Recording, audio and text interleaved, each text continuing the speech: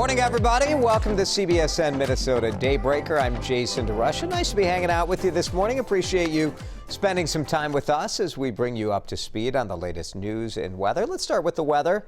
You guys down with that? Yeah. They had a discussion back in the control room and said, sure. Could be warm again today, but windy. Warm and windy. It was. I thought yesterday I was sitting out at a soccer field in Maple Grove, and it was pretty nice, you know. I didn't think it was all that windy, but we'll have gusts 20 to 30 miles an hour, so that's going to be aggressive. If you're sitting out on a patio today, just, you know, put your water glass on top of the napkin. You'll be fine. Going to be a beautiful week, so enjoy today. Let's talk about this. How are you guys feeling about the presidential election? 4 weeks from today. Clock is ticking. We know many Minnesotans have requested mail-in ballots. This is so interesting in such a shift from what we saw last election. Last election in Florida, Trump supporters requested the most mail-in ballots of anyone. And this year, every state, everyone is pushing mail-in. Of course, COVID part of this, but part of it is convenience, right? Like people are able to, frankly, you have the whole ballot in front of you. Maybe you're able to do a little more research. I don't know. We wanted to do a check-in. We're 4 weeks to go. And state officials are saying, look, you know, the risk of getting COVID when voting in person, it's like the same as going to the grocery store. So it's relatively low risk. But, of course, we don't know what the situation will be like, right? I mean, you don't wait in a line to get to the grocery store. My polling place has never had huge lines in Maple Grove, but we know some city polling places last election, presidential election did. What are you doing? Are you voting early? Have you requested a ballot? Are you going to vote on Election Day? Let us know what you're doing and why, and we'll share some thoughts from the WCCO TV Facebook page in just a moment. Let's bring you up to date on the latest news headlines, and President Trump is waking up at the White House this morning. He's already tweeted. He's waking up in his home for the first time since Friday. Took that short flight on Marine One, climbed the South Lawn stairs, got the photo that he wanted, him in front of the flag standing up on the White House. And then he recorded this video message. And one thing that's for certain, don't let it dominate you. Don't be afraid of it. You're going to beat it. We have the best medical equipment. And, you know, on the one hand, you think that is an inspiring, motivational message. Like, we can do it. We can beat it. We can do it as Americans. But some survivors of COVID-19 and then some of the relatives who've lost loved ones are looking at what the president is saying, and they're pointing out, like, no one gets the kind of care that the president got. Not saying that everyone should. He is the president, but they're saying, come on, like, this is an unrealistic and unreasonable conclusion to draw. The president's doctor is saying president's not out of the woods yet. He will continue receiving treatment at the White House. We are also following the impact from the president's trip to Minnesota. We've learned Murray's Steakhouse has 13 staffers now quarantining. They catered that private fundraiser for the Trump campaign last week on Lake Minnetonka. President Trump attended that fundraiser on Wednesday. He announced he tested positive for COVID-19 early Friday, so he likely was infected when he was here, although we don't know that. Popular Minneapolis restaurant said, hey, there were so many protocols out there.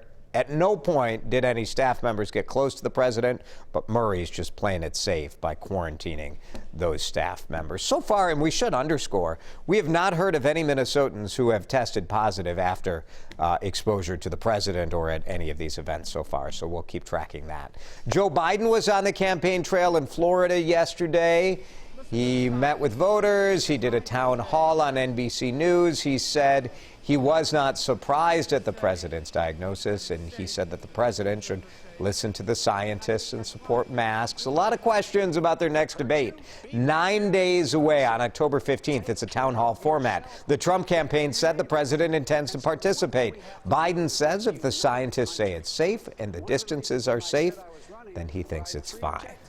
The mural seen around the world was vandalized again in Minneapolis. An artist created that painting of George Floyd at 38th in Chicago soon after Floyd's death. Why would anyone vandalize this? Come on. red spray paint covers George Floyd's image. We've blurred out the profanity that some idiot spray painted on there, followed by the words walls, commies, and Satan. Back in August, we told you that somebody used black spray paint to cover Floyd's face. Minneapolis police say no one has filed a report about the vandalism. Of course, people in that area have been trying to police the area themselves, not reaching out to police. Let's give you a COVID-19 update when it comes to college students. More than 1,000 Minnesota college students have tested positive, looking at about 1,100 students, health department tells us, but also 72 employees. Now, we don't know, did they get sick at the college campus, or were those 72 people who tested positive from somewhere else? Who knows? The bulk of the cases are at Winona State, MSU Mankato, and MSU Moorhead, so we're tracking that as well. Soon-to-be drivers are going to be able to take an important test without going to the DMV. I went through this process with my 15-year-old this summer as he had to get his, what we all call it, the written test. It's this driving knowledge test, and it's not written, it's done on a computer. But you have to kind of make an appointment and go to the DMV. And there are such backups at the DMV for other things like getting your license tabs renewed, titles, registration, all of this. So the state is moving towards doing this online. Starting Thursday, you'll be able to do the written test at home. The state says you need someone 21 or older with a valid Minnesota license to supervise it and agree to not help. You still will be able to take the test in person. Food shelves struggling to keep up with the higher demand and also struggling with a reduction in donations. Prism Food Shelf, Golden Valley. Used to be about 800 families would go through per month. Since the pandemic, it's 1,200. Donations are not growing with that growth in need, Prism says. The food donations they've been getting cut in half. They've been doing drive-through food donations since March, so you don't have to go in or anything like that. But now they are looking to reopen their food marketplace within a couple of weeks. They're trying to make sure they can keep everyone safe while doing it. Prior to COVID, our waiting room would be full. People would be looking at books, visiting. We just can't have that type of congregation of people right now. Volunteer hours have also gone in the tank, dropping by about 90%. And this is a reality of volunteerism in Minnesota and every other state. It's largely retirees. It's older Americans volunteering. And they just can't right now. High risk. So they're staying home. So if you would like to make a donation or if you're able to volunteer, go to WCCO.com/links and help these food shelves out. Finally, we want to give you a little joy before we share your feedback. Take a look at this jumping dog. I think it's more charming when you're on the other side of the wall. This is just kind of, you're like, yeah, it's just a goofy dog, right? This is Max. He's a jumping dog. He's a little fired up.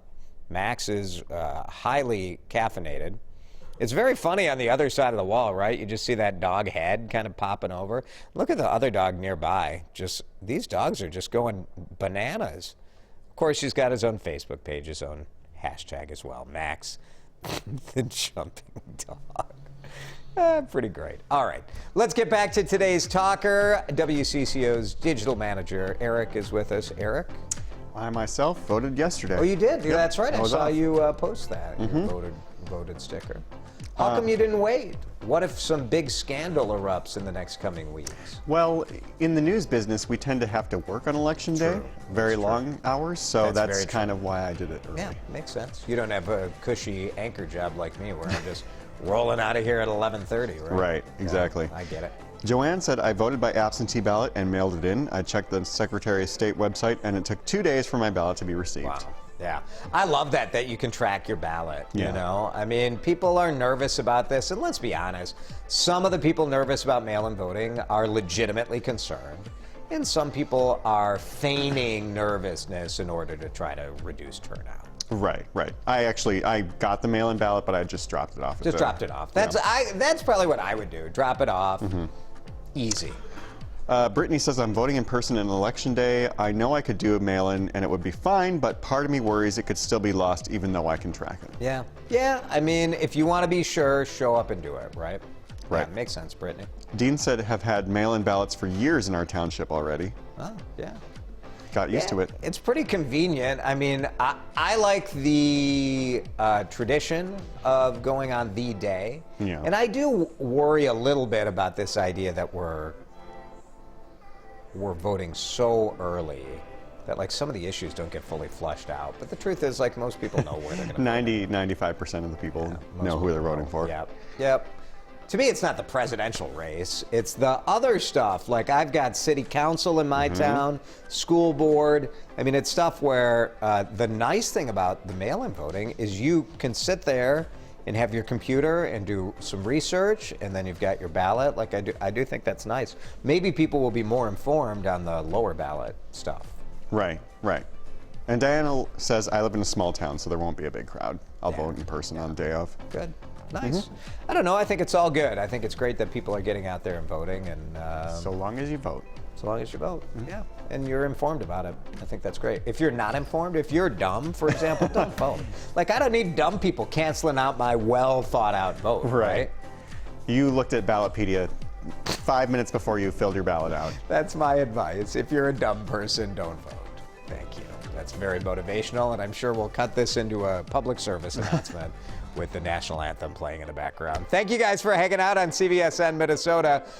Whether you mail in or vote in person, we're glad you're taking part in democracy and glad you care about our community and our country. Appreciate it. We'll see you back here same time tomorrow.